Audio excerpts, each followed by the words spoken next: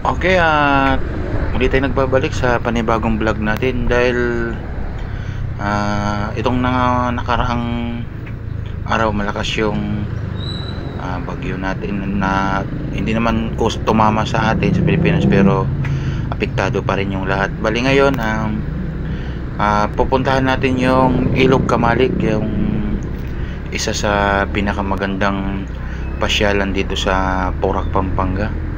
Bali update natin doon kung anong nangyari dun sa Ilog Camalik. Tingnan natin kung ano mga bang nangyari doon, kasi itong mga nakaraang araw may bagyo, tag-ulan. Update tayo doon kung ano bang nangyari doon, kung okay pa ba, kung pwede pa bang paliguan kahit ganito katatapos pa lang ng bagyo. Pasyalan natin muna yung isa sa pinakamagandang pasyalan ng mga magpamilya. Dito lang to sa may Porac, Pampanga.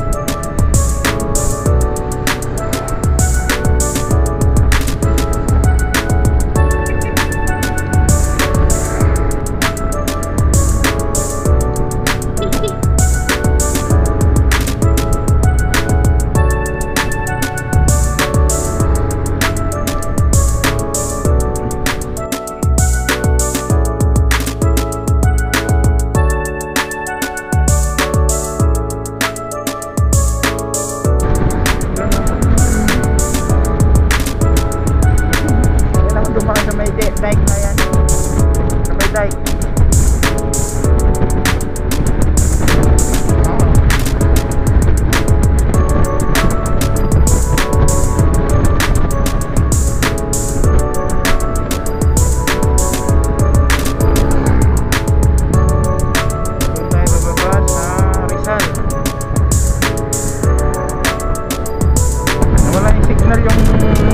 Data nung cellphone, walang tower.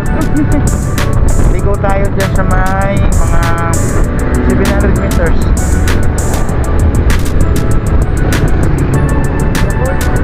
Hindi, 650 meters.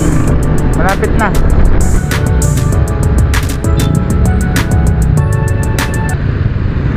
Yung purpose pala natin kung bakit tayo pumunta dito sa Ilog Camalik, at alam naman natin na katatapos lang ng bagyong Karina. Bali titingnan natin kasi may nagpunta raw dun sa Ilog Camalik at medyo hindi nila nagustuhan yung itsura ngayon ng Ilog Camalik, kasi ano daw, medyo madumi, malabo yung tubig. Pero kung tutusin natural lang naman yun, kasi talagang katatapos lang ng bagyong Karina, kaya ganun talaga kung yung kalalabasan ng tinatawag nilang Ilog Camalik. Pero natural lang yun sa kalikasan, kasi minsan talaga pag masama yung panahon, talagang ganun talaga, nagbabago yung itsura niya. Kung dating maganda, medyo magbabago, lalo't malakas yung agos ng tubig, talagang mag-iiba yung kulay ng tubig. Kaya tingnan natin kung totoo nga ba, kung pwede bang paliguan or hindi, na malalaman natin doon pagdating natin doon. Pero sa tingin ko, kahit malabo yung tubig ng Ilog Camalik, pwede naman sigurong maligo doon, kasi yung pagka sinasabi nilang lumabo doon yung tubig, parang natural lang yun para sa isang ilog na naka-open siya galing sa bukid yung pinanggagalingan niya ng tubig. Ngayon tingnan natin kung ano ba yung sitwasyon ngayon doon.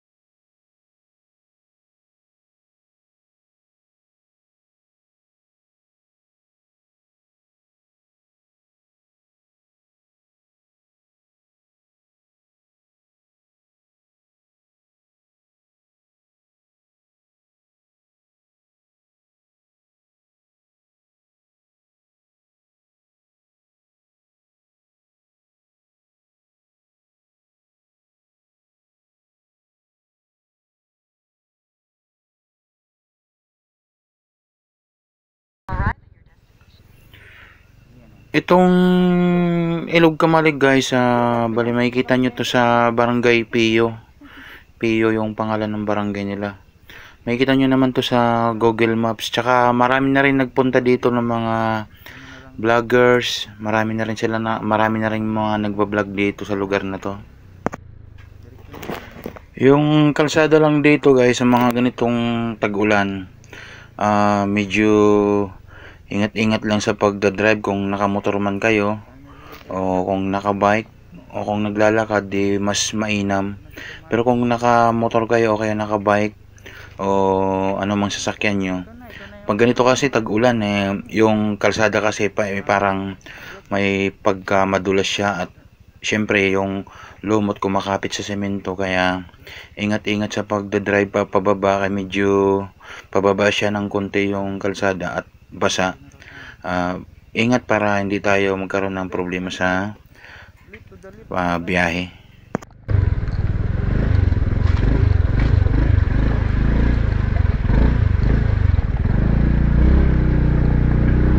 Ayun.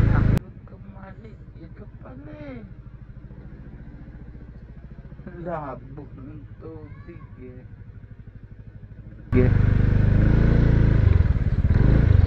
malabo. Ito maganda, walang tao, maganda maligo. Magandang umaga po. At tanghali na pala, magandang tanghali pala. Tanghali na, akala ko umaga pa, walang araw no, dito pala yung sinasabi nila. Doon tayo mag-parking. Sige po, dito na lang po para hindi istorbo dito.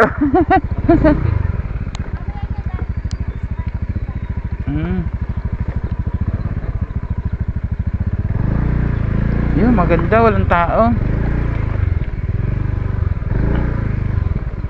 Dito tayo mag-parking. Ano?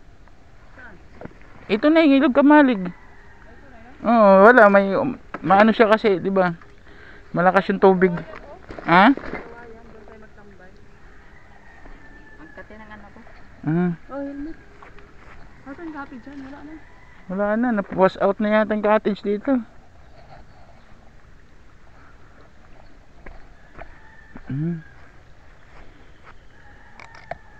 Saan pumunta? Ano ito? Ito yung paliguan nila Ha? Nahingal ka? Saan?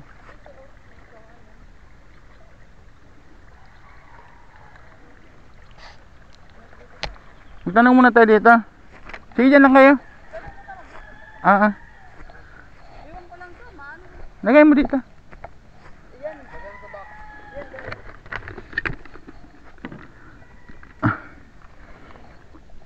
Okay lang.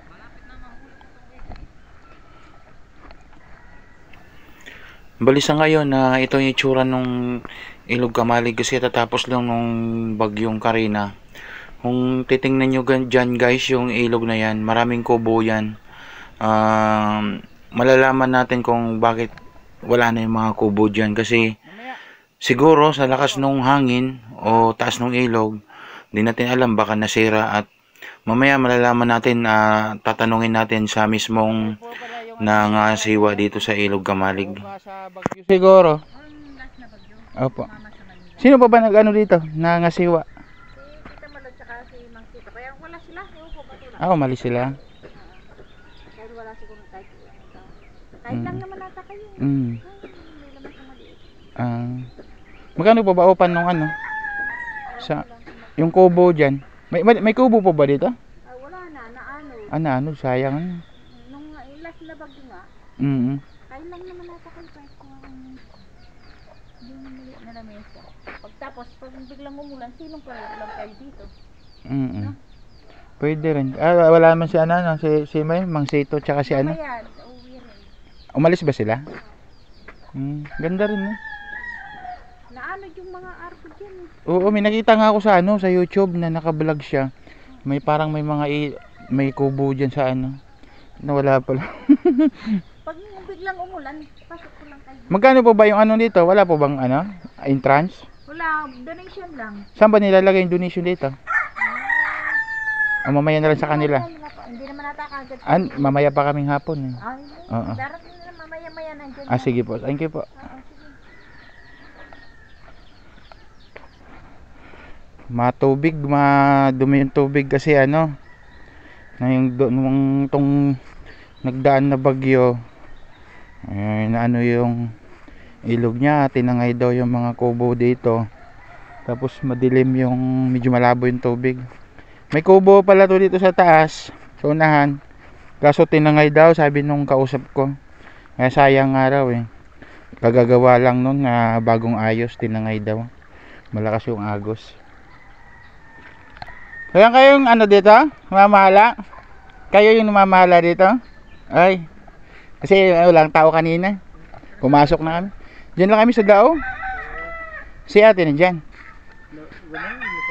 Mag-ano ba yung ano dito? Yung entrance? Wala tayong ano dito sir, wala tayong entrance. Walang entrance, donation lang. Para sa maintenance dito. Ito, pang ano na lang. Sa inyo. Tapos, may nakita ko sa naka-vlog sa YouTube. Yung nagluluto daw kayo ng humi. Si Tita Malo, kaso wala siya. Wala. Saan ba banda yun sa kanya? Ito yung tundaan. Dito na lang siguro ako magana. Magkakampi kayo? Diyan lang kami. Kasi kami lang, tatlo lang naman kami ni Mrs. Overnight kayo sir? May?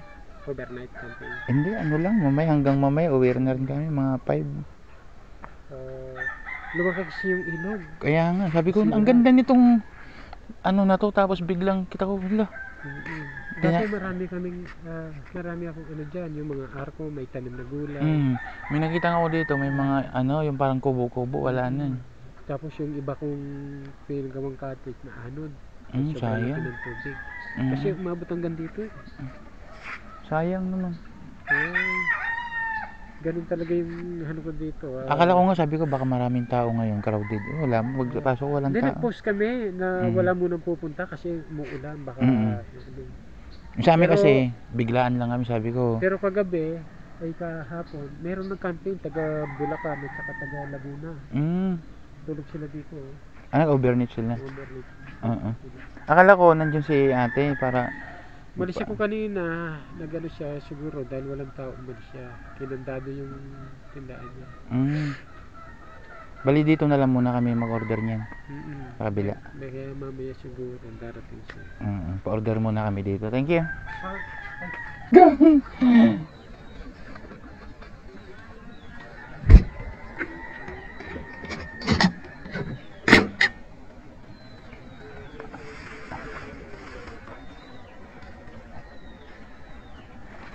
Ay, thank you.